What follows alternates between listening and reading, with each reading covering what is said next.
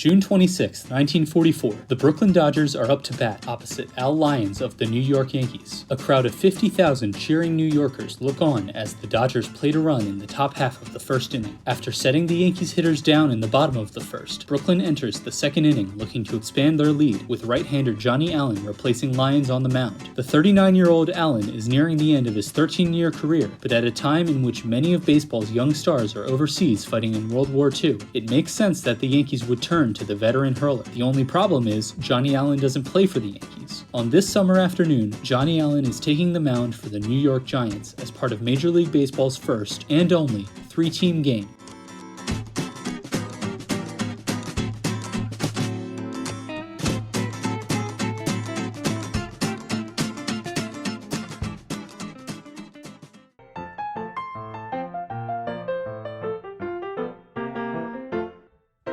The brainchild of sports writer Max Case, the so-called tri-corner game was devised as a way to aid the American war effort by way of government-issued war bonds. The game would take place at the Polo Grounds, home field of the New York Giants, with war bonds replacing tickets as means of entry. $25 would get you a bleacher seat, $100 for a reserved seat, and $1,000, the equivalent of nearly $15,000 today, would buy you a box seat. Now baseball, like most major sports, is typically limited to 2 teams per game, and, in a development that would surprise absolutely no one, redesigning the structure of America's pastime turned out to be pretty complicated. So complicated, in fact, that a math professor from Columbia University was hired to devise a first-of-its-kind system of play. The system was straightforward. In the first inning, the Dodgers would lead off, with the Yankees on the field and the Giants waiting in the dugout. The next inning would see the Giants on the field, with the Yankees in the dugout and the Dodgers at bat. Then, the Giants fielding, the Yankees at bat, the Dodgers in the dugout. Then the Dodgers on the field, the Giants in the dugout, the Yankees at bat. Then the Giants at bat, the Dodgers on the field, the Yankees in the dugout. And the Yankees on the field, the Giants at bat, Dodgers in the dugout. And the Giants in the dugout, the Dodgers at bat, and the Yankees on the field. And the Dodgers at bat, the Giants on the field. One writer for the New York Times suggested that, quote, a sufficient number of traffic policemen be installed at strategic points in order to avoid snarls of various descriptions, which is 1940 speak for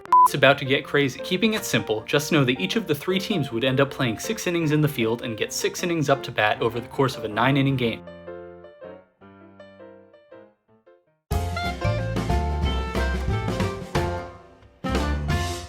Now, as anyone who's ever watched Yasiel Puig play will tell you, if you're going to do something weird, you might as well go all out. In a display that was closer to a county fair than a regular season baseball game, the pregame festivities consisted of music, comedy, and feats of strength. In a fungo hitting contest, 18-year-old Brooklyn pitcher Calvin Coolidge McClish drove a ball 416.5 feet, while the Yankees' Snuffy Sternweiss outran Giant center fielder Johnny Rucker in a sprint contest. 6 catchers were tasked to throw a ball from home plate into a barrel at second base, and while none of them were successful, Bobby Bragan of the Dodgers came the closest and was deemed the winner. During infield practice, comedian Milton Berle led musical numbers, while the clown prince of baseball Al Schacht entertained the fans with his antics. In a pregame ceremony, former New York City Mayor James Walker introduced a collection of New York's all-time great players, including Hall of Famers Bill Dickey, Zach Wheat, and John McGraw. Much to the disappointment of fans, one notable absence from this affair was Babe Ruth, who was unable to attend due to declining health.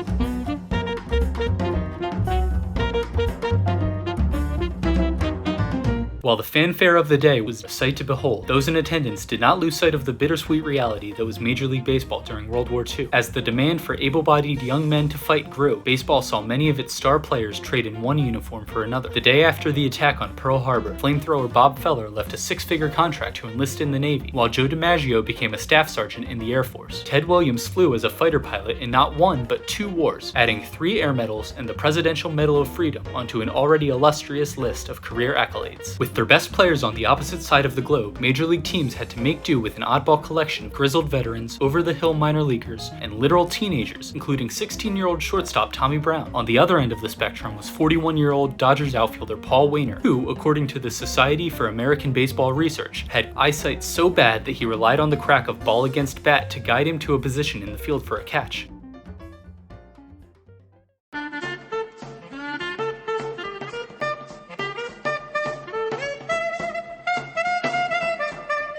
As one might expect, cramming 3 baseball teams into a game built for 2 led to its share of hijinks. Since the game was played at the Polo Grounds, the Giants were given the privilege of their own dugout, while the Yankees and the Dodgers crammed themselves into a single dugout and locker room. The visual of Dodgers manager Leo DeRocher and Yankee skipper Joe McCarthy scheming against each other from opposite ends of the same dugout would be worth the cost of admission alone. In a box score anomaly, the game's final tally was Dodgers 5, Yankees 1, Giants 0. As part of one final wrinkle to the whole affair, the Dodgers weren't even present when they won. Having completed their role in the game by the 8th, the Brooklyn Dodgers were en route to Chicago for a doubleheader with the Cubs when they heard the news of their victory. In the end, this event raised over $56 million in war bonds and was finished in 2 hours and 5 minutes. The New York Daily News called it the wackiest diamond battle ever conceived.